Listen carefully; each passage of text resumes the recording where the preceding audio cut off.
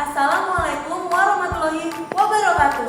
Halo semua, perkenalkan nama saya Stevi Malona dengan NIM 110362220. Hari ini saya akan membuat video teaching mengenai sejarah dengan fase D kelas 7. Selamat menonton semua. Bye bye. Terima kasih. Assalamualaikum warahmatullahi wabarakatuh. Selamat pagi anak-anak yang hebat. Bagaimana nih kabar kalian semua?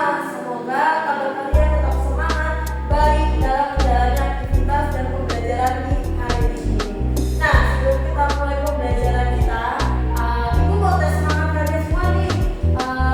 Jadi ikutin Ibu terlebih dahulu ya. Jadi semangat kayak gini. Tepuk semangat.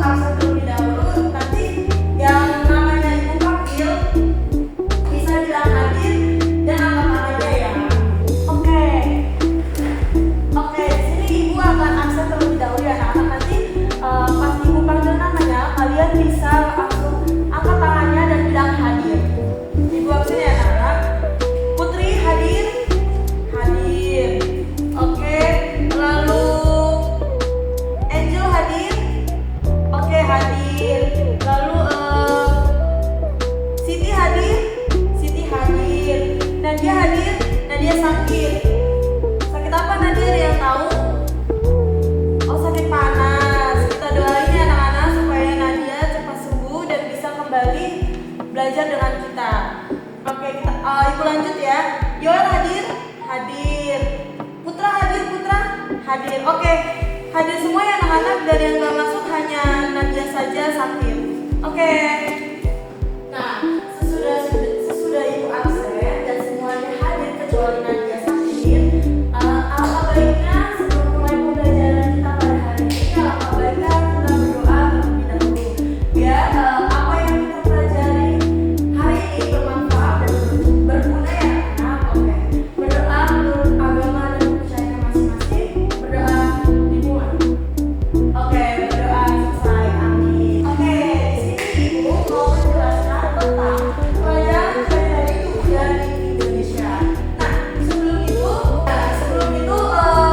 sini juga Ibu, sebelum kita masuk ke materi, Ibu punya video pendek tentang kerajaan Hindu Buddha di Indonesia.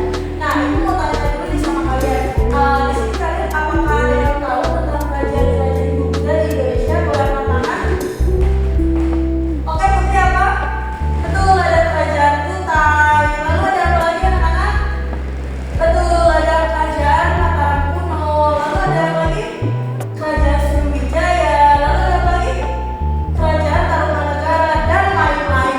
Betul, wah pintar-pintar sekali ya anak-anak Ibu ini bisa mengetahui tentang kerajaan-kerajaan Buddha yang ada di negara kita.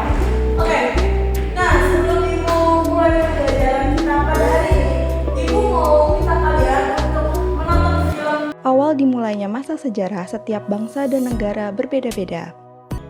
Agama dan kebudayaan Hindu-Buddha mulai masuk ke Indonesia sekitar abad ketiga Masehi.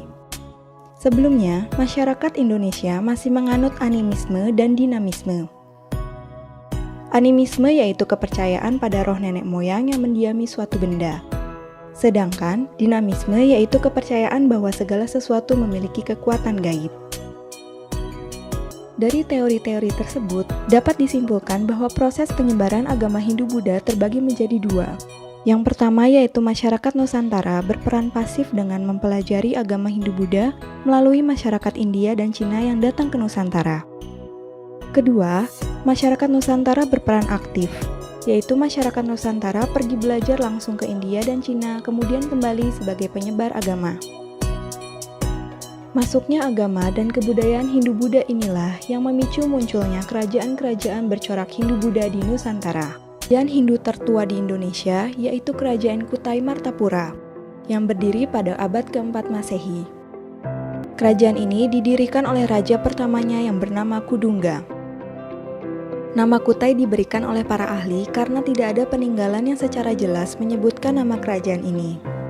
Kerajaan Kutai berakhir pada saat raja terakhirnya, Maharaja Dharmasetia, mati di tangan Raja Kutai Kertanegara. Kerajaan Buddha di Sumatera muncul sekitar abad ke-6 dan ke-7 Masehi. Berdasarkan catatan sejarah, ada dua kerajaan, yaitu Kerajaan Melayu dan Kerajaan Sriwijaya. Pada abad ke-4 hingga ke-7 Masehi, kerajaan yang berkuasa di wilayah barat Pulau Jawa adalah Kerajaan Tarumanegara. Kerajaan ini didirikan oleh raja pertamanya Jaya Singawarman. Kerajaan ini kemudian berkembang menjadi Kerajaan Pajajaran yang awalnya bertempat di Galuh, Jawa Barat. Ini mengalami masa keemasan pada masa pemerintahan Sri Baduga Maharaja Ratu Jayadewata, atau lebih dikenal dalam literatur Sunda sebagai Prabu Siliwangi. Dalam video tersebut, perjalanan kerajaan Sunda hingga menjadi Pajajaran menunjukkan dinamika sejarah yang kompleks, mulai dari kejayaan, konflik, hingga keruntuhan akibat pengaruh kekuatan baru seperti Islam. Peristiwa seperti Perang Bubat dan masa pemerintahan Prabu Siliwangi menjadi titik penting dalam sejarah ini. Keruntuhan Pajajaran melahirkan komunitas yang tetap mempertahankan tradisi leluhur seperti suku Baduy. Namun kisah ini mencerminkan perubahan sosial, politik, dan agama yang membentuk identitas budaya di Nusantara. Sudah ditonton, kalian bisa berdiskusi kecil dengan teman sebangku kalian saja dan menceritakan membuat notulensi di buku kalian. Nanti setelah itu dikumpulkan kepada ibu, nanti ibu baca satu persatu. Selamat nonton ya anak-anak.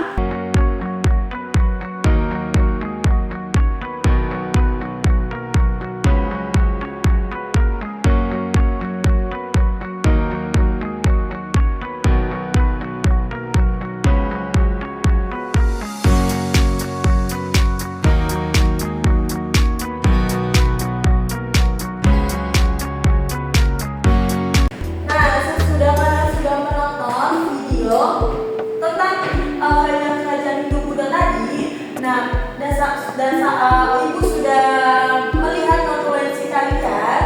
Nah, kalian keren-keren sekali, hebat-hebat sekali tahu tentang kerajaan Hindu Buddha yang ada di negara kita. Nah, sebelum itu